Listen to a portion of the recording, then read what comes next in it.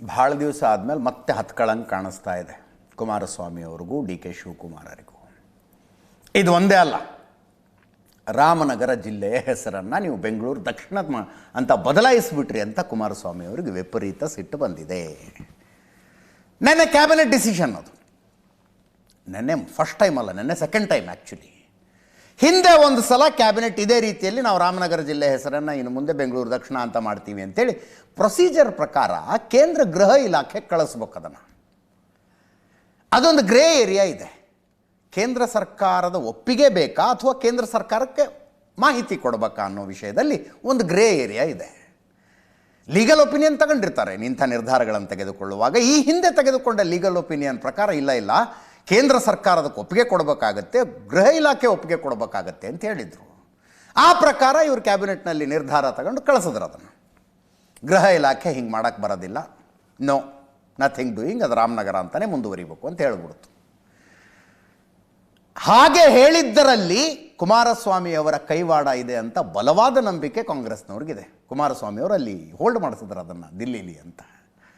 ಅದಾದ ಮೇಲೆ ಇನ್ನೊಂದು ಲೀಗಲ್ ಒಪಿನಿಯನ್ ತಗೊಂಡಿದ್ದಾರೆ. ಈಗ ಒಂದು ಹೊಸ ರಾಜ್ಯ ಮಾಡೋದು, ರಾಜ್ಯದ ಹೆಸರು ಬದಲಾವಣೆ ಮಾಡೋದು, ಹೊಸ ರಾಜ್ಯಕ್ಕೆ ನಾಮಕರಣ ಮಾಡೋದು, ಅದು ಎಲ್ಲವೂ ಕೇಂದ್ರದ ಪ್ರಿರಾಗೇಟಿವ್ನಲ್ಲಿ ಬರುತ್ತೆ, ಕೇಂದ್ರದ ವಿವೇಚನೆಯಲ್ಲಿ ಬರುತ್ತದು.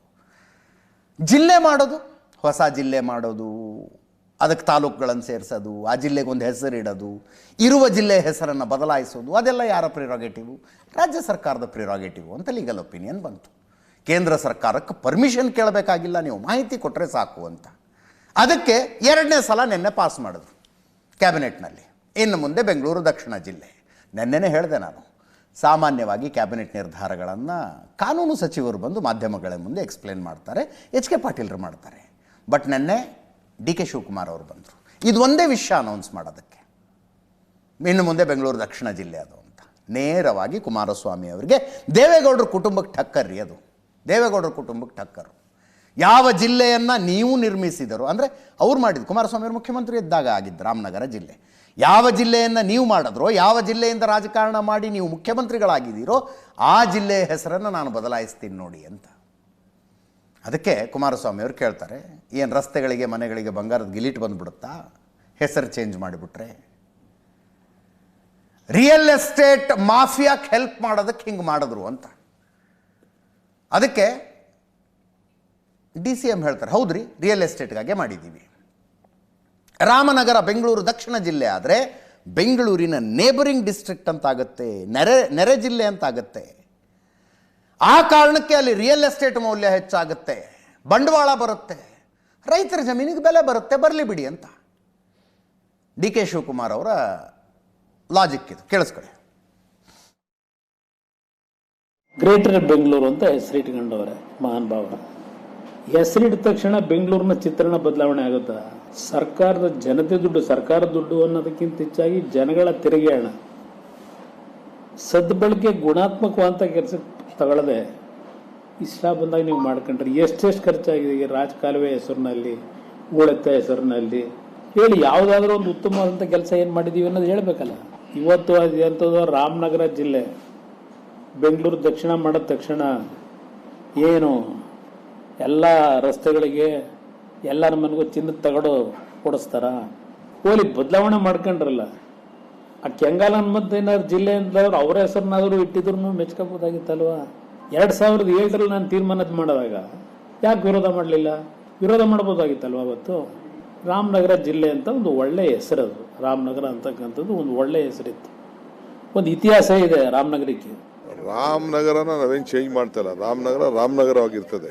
ಇವ್ರಾಕೆ ಹಾಸನದಿಂದ ಬಂದರು, ಇಲ್ಲೇ ಬಂದು ರಾಜಕಾರಣ ಮಾಡಿ ಹಾಸನದಲ್ಲಿ ಮಾಡ್ಬೋದಾಯ್ತಲ್ಲ. ಇವ್ರ ಹೆಸರನ್ನು ಚೇಂಜ್ ಮಾಡ್ಕೊಳ್ಳಿ ಫಸ್ಟ್ ನೋಡೋಣ. ಇವ್ರ ಹೆಸರನ್ನು ಬಂದು ಎಚ್ ಡಿ ಕುಮಾರಸ್ವಾಮಿ ಅಂತ ಬಿಟ್ಬಿಟ್ಟು ಅವ್ರ ತಂದೆ ಹೆಸರನ್ನ, ಅವ್ರ ಊರ ಹೆಸರನ್ನ ಯಾಕೆ ಇಟ್ಕೊಂಡವ್ರಿ? ಅವರು ನಮ್ಮ ಹೆಸರು, ನಾವು ನಮ್ಮ ಬೆಂಗಳೂರು ರೀ, ನಾವು ಬೆಂಗಳೂರು ಜಿಲ್ಲೆಯವ್ರು, ನಾವು ನಮ್ಮದೇ ಆದಂಥ ಆಸೆ ಎಲ್ಲ ಇರ್ತದೆ. ಅವ್ರಿಗೇನು ತೊಂದರೆ ಅಂತ ನಾವೇನು ಮಾಡ್ತೀವೋ ಅನ್ನೋದು ಆಮೇಲೆ ನೋಡಲಿ. ರಾತ್ರಿ 1 ಗಂಟೆವರೆಗೂ ವ್ಯಾಪಾರ ಮಾಡ್ತಾರಲ್ಲ, ಆ ಕೆಲಸ ನಿಲ್ಲಿಸಿ, ಸ್ವಲ್ಪ ದುಡ್ಡು ಹಗಲು ರಾತ್ರಿ ಹೊಡೆಯೋದು ನಿಲ್ಲಿಸಿ, ಇನ್ನೊಂದು 17,000 ಕೋಟಿ ಟನಲ್ ರೋಡ್ನ ಮಾಡ್ತೀವಿ ಅಂತಕ್ಕಂಥ ಒಂದು ತೀರ್ಮಾನ ಆಡಳಿತಾತ್ಮಕವಾದಂಥ ಮಂಜೂರಾತಿ ಕೊಟ್ಕೊಂಡವ್ರೆ. ದುಡ್ಡಲ್ಲಿ ಇಟ್ಟಿದ್ದೀವಿ ಅಂತ ಹೇಳಿಲ್ಲ. ನಾನು ಅವ್ರ ಜೊತೆಲಿ ಓಪನ್ ಡಿಬೇಟ್ ಏನು ಮಾಡಲಿ? ಸರ್ಕಾರದ ದಾಖಲೆಗಳಿಲ್ವಾ ತೆಗೆದು ನೋಡಕ್ಕೆ ಹೇಳಿ. ಸರ್ಕಾರದ ದಾಖಲೆಗಳ ತೆಗೆದು ನೋಡ್ಬಿಟ್ಟು ಮಾತಾಡಿ ನೀವು. ಸರ್ ಅವ್ರ ಆರೋಪ ಏನು ಸರ್, ರಿಯಲ್ ಎಸ್ಟೇಟ್ ಡೆವಲಪ್ ಆಗೋ ಸಲುವಾಗಿ ಮಾಡಿದ್ದು? ಹೌದಪ್ಪ, ನಮ್ಮ ಹಳ್ಳಿ ಜನ, ನಮ್ದು ಬೆಂಗಳೂರವರು ಎಲ್ಲ ಡೆವಲಪ್ ಆಗಬೇಕು, ಉದ್ಯೋಗ ಸಿಗಬೇಕು, ನಮ್ಮ ಜನರ ಆಸ್ತಿ ಜಾಸ್ತಿ ಆಗಬೇಕು, ನಮ್ಮ ಆಸ್ತಿಗಳು ಬೆಲೆ ಜಾಸ್ತಿ ಆಗಬೇಕು. ನಮ್ಮ ಬೆಲೆ ಜಾಸ್ತಿ ಆಗಬೇಕಪ್ಪ. ಎಲ್ಲ ಪ್ರತಿಯೊಬ್ಬ ರೈತರ ಬದುಕು ಒಳ್ಳೇದಾಗಬೇಕು, ಉದ್ಯೋಗ ಸಿಗಬೇಕು, ಹೊರಗಡೆ ದೇಶದಿಂದ ಎಲ್ಲ ಬರಬೇಕು, ಬಂಡವಾಳ ಹಾಕಬೇಕು, ಅಲ್ಲಿ ಉದ್ಯೋಗ ಸಿಗಬೇಕು, ಅವ್ರ ಆಸ್ತಿ ಮೌಲ್ಯಗಳು ಜಾಸ್ತಿ ಆಗಬೇಕು, ಅಭಿವೃದ್ಧಿ ಆಗಬೇಕು. ಅದು ನಮ್ಮ ಡಿ ಕೆ ಶಿವಕುಮಾರ್ ಅವರು ಹೇಳಿದ ಇದೆಲ್ಲವೂ ಹೆಸರು ಬದಲಾವಣೆಯಿಂದ ಆಗ್ಬಿಡುತ್ತಾ? ಹಾಗೆಲ್ಲ ಆಗೋದಿಲ್ಲ. ಅದರ ಜೊತೆಗೆ ಸಾಕಷ್ಟು ಕೆಲಸಗಳನ್ನು ಮಾಡಬೇಕಾಗತ್ತೆ. ಜೊತೆಗೆ ಸಾಕಷ್ಟು ಕೆಲಸಗಳು. ಈ ಹೆಸರು ಬದಲಾವಣೆ ಪ್ಯೂರ್ ಪೊಲಿಟಿಕಲ್ ಮೆಸೇಜಿಂಗ್ ರೀ. ಅದರ ಜೊತೆಗೆ ರಾಮನಗರದ ಅಭಿವೃದ್ಧಿಗೆ ಏನೇನೋ ಒಂದಷ್ಟು ಪ್ಲಾನ್ಗಳನ್ನು ಹಾಕ್ಕೊಂಡಿರ್ತಾರೆ ಅವರು. ಅವೆಲ್ಲವನ್ನು ಜಾರಿಗೆ ತರ್ತಾರೆ. ಹೆಸರು ಬದಲಾವಣೆಯಿಂದ ಅಭಿವೃದ್ಧಿ ಆಗಿಬಿಡುತ್ತೆ ಅನ್ನೋದಾದರೆ, ನಾನು ಸಂಜೆ ಲೆಫ್ಟ್ ರೈಟ್ ಆ್ಯಂಡ್ ಸೆಂಟ್ರಲ್ನಲ್ಲೂ ಹೇಳ್ತಿದ್ದೆ, ಹಂಗಿದ್ರೆ ಚಿಕ್ಕಬಳ್ಳಾಪುರಕ್ಕೆ ಬೆಂಗಳೂರು ಉತ್ತರ ಜಿಲ್ಲೆ ಅನ್ನೋಣ, ಕೋಲಾರಕ್ಕೆ ಬೆಂಗಳೂರು ಪೂರ್ವ ಜಿಲ್ಲೆ ಅನ್ನೋದು, ತುಮಕೂರಿಗೆ ಬೆಂಗಳೂರು ಪಶ್ಚಿಮ ಜಿಲ್ಲೆ ಅನ್ನೋದು. ಆವಾಗ ಬೆಂಗಳೂರಿನ ನೇಬರಿಂಗ್ ಡಿಸ್ಟ್ರಿಕ್ಟ್ ಅಂತ ಆಗುತ್ತಲ್ಲ, ಬಂಡವಾಳ ಬಂದ್ಬಿಡುತ್ತೆ ಅಲ್ಲಿಗೆ ಹೆಸರುಗಳನ್ನು ಹಂಗಿಟ್ರೆ. ನಾನು ಆ ವಾದ ಮಾಡಿದಾಗ ಯಾರೋ ನಂಗೆ ಮೆಸೇಜ್ ಹಾಕಿದ್ರು, ಶಫೀವುಲ್ಲಾ ಅಂತ ಮೆಸೇಜ್ ಹಾಕಿದವರು. ಹಾಗಿದ್ರೆ ಇದೇನ ಶಿವಾಜಿನಗರಕ್ಕೆ ಸದಾಶಿವನಗರ ಅಂತ ಇಟ್ಬಿಡಿ, ಅಭಿವೃದ್ಧಿ ಆಗುತ್ತಾ ಅಂತ. ಹೆಸರು ಬದಲಾವಣೆಯಿಂದ ಅಲ್ಲ, ಹೆಸರು ಬದಲಾವಣೆ ಪೊಲಿಟಿಕಲ್ ಮೆಸೇಜಿಂಗು. ಅಕ್ಟೋಬರ್ ನವಂಬರ್ನ ಕದನಕ್ಕೆ ಡಿ ಕೆ ಶಿವಕುಮಾರ್ ಅವರ ತಯಾರಿಗಳ ಪೈಕಿ ಇದು ಒಂದು. ಒಕ್ಕಲಿಗ ನಾಯಕತ್ವದ ಡಿಸೈಡಿಂಗ್ ಫ್ಯಾಕ್ಟರ್ ಇದು. He is sending a message to the community. ಅದರ ಪ್ರಯತ್ನ ಇದು. ಇದಕ್ಕೆ ಸಿದ್ದರಾಮಯ್ಯನವರ ಆರೋಪ ಯಾಕೆ ಅಡ್ಡ ಬರ್ತಾರೆ ಹಿಂಗೆ ಮಾಡೋದಕ್ಕೆ ಹೊರಟ್ರೆ? ಅವ್ರಂದ್ರೆ ನಮ್ಗೆ ಅಧಿಕಾರ ಇದೆ ರೀ, ಮಾಡ್ತಿದ್ದೀವಿ ಅಂತ. ಡಿ ಕೆ ಸುರೇಶ್ ಅವರು ಅದನ್ನೇ ಅಂದರು, ನಾವು ಬೆಂಗಳೂರು ಜಿಲ್ಲೆಯವರು ಅಂತ. ಕೇಳಿಸ್ಕೊಳ್ಳಿ. ರಾಜ್ಯ ಸರ್ಕಾರಕ್ಕೆ ಬದಲಾಯಿಸ್ತಕ್ಕಂಥ ಅಧಿಕಾರ ಇದೆ, ಅದನ್ನ ಮಾಡಿದ್ದೀವಿ. ಬಟ್ ಅದಕ್ಕೊಂದು ಇತಿಹಾಸ ಇತ್ತು, ಅದನ್ನ ತಿರುಚಿ ಕೆಲಸ ಮಾಡ್ತಿದ್ದಾರೆ ಅಂತ ಹೇಳಿ ಕುಮಾರಸ್ವಾಮಿ ಅವರು.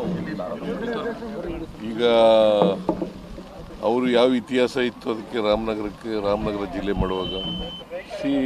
ಇವೆಲ್ಲವೂ ಕೂಡ ಡಿಸಿಷನ್ಗಳು ಈಗ ಜನ ಅಭಿಪ್ರಾಯದ ಮೇಲೆ ಮಾಡಿದ್ದಾರೆ. ಜನಾಭಿಪ್ರಾಯ ಈಗಲೂ ಕೂಡ ಅದು ಬೆಂಗಳೂರು ಜಿಲ್ಲೆ ಆಗಬೇಕು ಅಂತಕ್ಕಂಥದ್ದು ಇಡೀ ಜಿಲ್ಲೆಯ ಜನರ ಆಶಯ.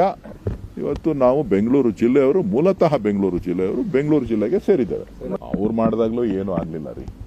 ಅವ್ರು ಮಾಡಿದಾಗ ರಾಮನಗರ ಜಿಲ್ಲೆಗೆ ಏನಾಗಿದೆ? ರಾಮನಗರ ಜಿಲ್ಲೆ ಅಂತ ಮಾಡಿದ್ರು, ಏನಾಗಿದೆ? ಜೊತೆಗೆ ರಾಮನಗರ ಜಿಲ್ಲೆಯ 4 ತಾಲೂಕುಗಳಿರ್ಬೋದು, ಇವೆಲ್ಲವೂ ಕೂಡ ಬೆಂಗಳೂರು ಜಿಲ್ಲೆಯ ಒಂದು ಭಾಗ.